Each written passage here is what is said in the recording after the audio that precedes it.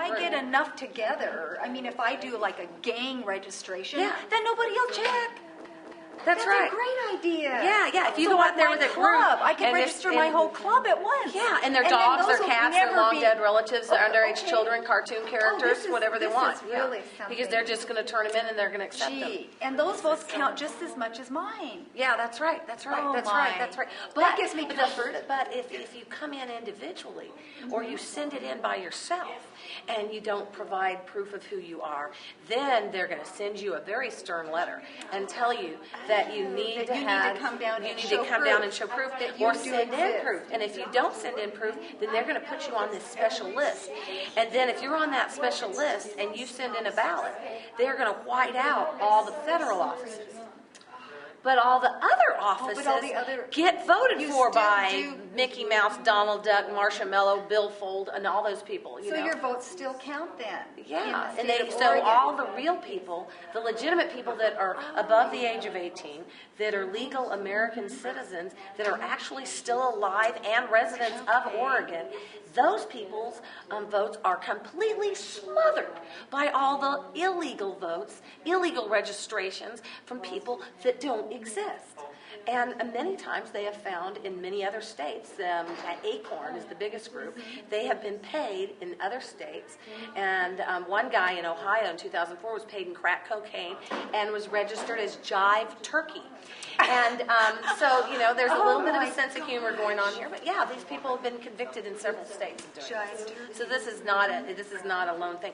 And anytime you have a situation where a population has 80+% doing something, I mean, you've worked in advertising and marketing. Oh, yes. How hard is it to get a population of people to do something, to buy a product? It's really kind of hard to get them to do something. It is but hard. 89%, 90% in some of these precincts doing one thing, voting. I don't care if it's easier to vote by mail. You still don't have 85%. 25% higher voter turnout than the rest of the country. It doesn't make sense. It doesn't make sense. No. It doesn't, statistically. So... But the people in there, so they're honest question. and they're doing what they do. But it fixes in the registration.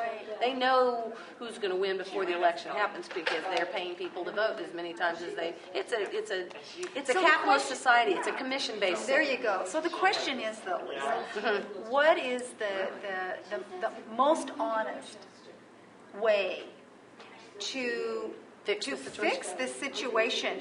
Don't you think that we should re-register and require proof of citizenship, proof of residency in the state of Oregon? And it should be continuously updated and verified. So if somebody dies or if somebody moves out of the state, that they're no longer on there.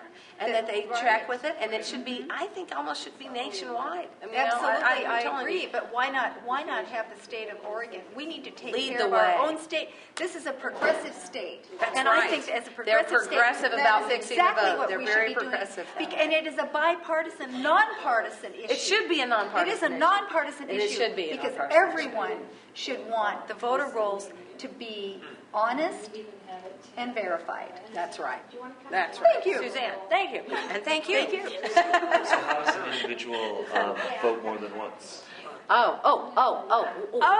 So easy. Actually, it's all in the registration. I mean, should we really share that information? Of course, everybody knows anyway. Yeah. They have this thing called Motor Voter that Bill Clinton put into effect back in the early 90s, which requires that when you go and get your driver's license, you need to be offered a voter registration card.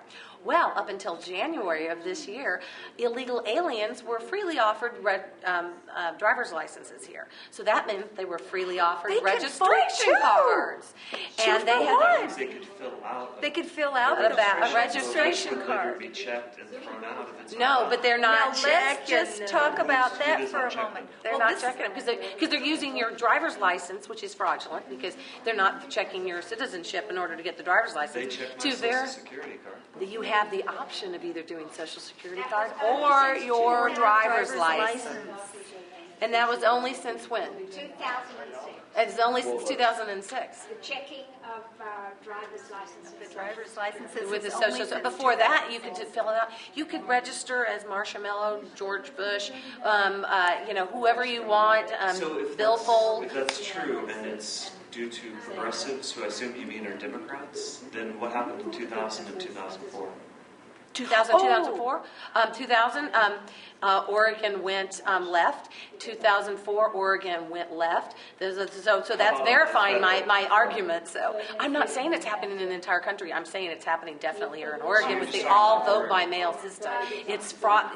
There's too many ways that you could fraudulently register here, and they can see they have 2 weeks to find out how many Democrats and how many Republicans have turned in their ballots, and so they can just fill out, have these excess registrations and just jimmy up the vote as much as they want. It will not be found out until we get to a point where more people are voting than live in the state of Oregon. The problem is the lead time to verify the registration cards that come in. There's not enough time for the elections division, really, practically speaking, to verify all of the voter registration cards that are submitted prior to an election. So what happens is they are scrambling to make sure that everyone can vote who's registered. So what happens is they go, well, let's just send out ballots to all of those people who have registered, even though we haven't verified them all. They deserve to have the right to vote. We've promised them that. Who fills out the ballots when they get them? Whoever wants to, so whoever was registered. So when No, but I'm saying if it's an actual person registered and they get a ballot, there's still just one person voting. No. You can use as many ballots as registrations as you want. I'm going to register as Donald Duck. I'm going to register as Bill Fold. I'm going to register as Mark Schmel. Then your registration comes in. Then come And election they all time, go to the you get same all the address. ballots. Yeah. Or they could go to a separate mailing address. They could go could go to a separate mailing Has more address. than one or two mailing addresses. Students Let me- frequently, this is let's very be common for careful students. about this, please. Let's be Okay. careful about this. When people register to vote, first of all, prior to an election, 21 days prior to the election, there is a cutoff of the voter registration of people who can actually vote. So up to that 21st day, people can register and then they will vote. That gives a lead time of 3 weeks for all the checks that are needed to be made on those voter registration. The checks since 2006 are for Social Security number or driver's license number or utility bill or a bank statement, but they do seem to prefer Social Security number or the driver's license number. Now, the fact is that people who registered prior to 2006 were not obliged to provide anything at all. And to this date, even if you provide nothing, absolutely nothing, your name and your address and your birth date, apart from that, you will be sent a letter saying that if you, as long as you do not provide proof of ID as required by HAVA, listing those 4 items, your votes for federal offices will not be counted. Now, if you come in and you say that you're from another county or you're from another state, right, and you fill out your voter registration, you are given a provisional ballot. And they have 10 days after the election in which to verify who you are and in terms of were you registered someplace else, have you given proof of ID, etc. And if you come from another state, you would only get a provisional ballot for federal offices. If you're within the state, you still would, but you're from another county, you're still only going to get a provisional ballot because you've got to have lived 6 months in an area to be voting for that area's issues. So you would then still be able to vote for state candidate, statewide candidates.